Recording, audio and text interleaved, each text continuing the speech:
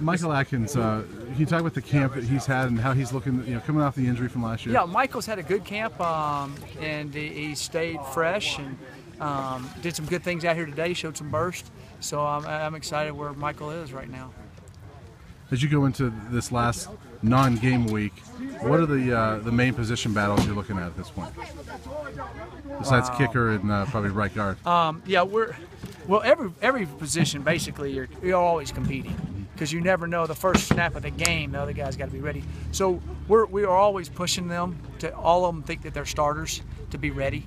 But we're pretty solid on what we have right now. There's a few situations, but I feel good about where we are.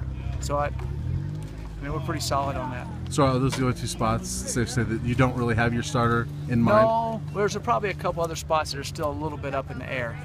Yeah. And what are they? I'll let you know on September 3rd. All right.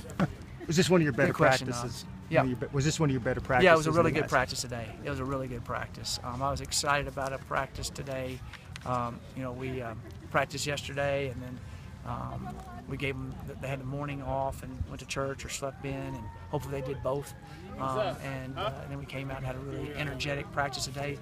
It was good heat, which was good for us. I didn't see them dragging at all, and did a lot of different situations and made them think and try to put a little pressure on them. Are you sensing that they're getting anxious to play a game? Or oh yeah, I think they are getting anxious to play a game, and I think that they seem like at this late, they seem pretty fresh-legged to me too. So I think how we've kind of spaced out our camp has helped us, and we've hit every practice too, so it's good. Is this a schedule you plan on having most Sundays?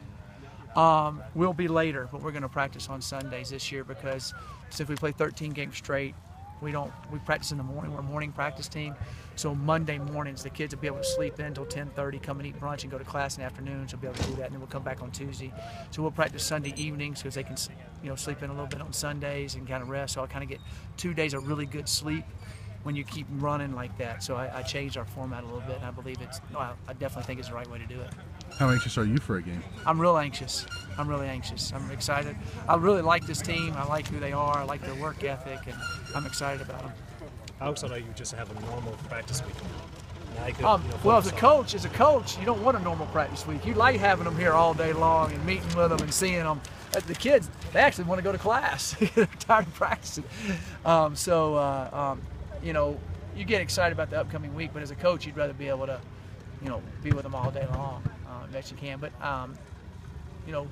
getting closer to the game, kind of getting into a routine, a routine they'll get used to, which is good, having a week of class so we can kind of get used to that routine, so it doesn't shock us. We're doing it really before we start the season, which is good. I don't know if you answered this question earlier, but how would you rate this camp over the other ones that you had in the past? Rate it. I feel like every day the other teams did well, but every day this team has come. We haven't had what I would call a bad practice. We've had some we've maybe started slow, but we've never had a bad practice where you go and watch the film and you go, oh gosh, they just weren't in it today. That has not happened, which to me shows maturity. It also shows they're in really good condition, and it shows a little bit of fire in their belly.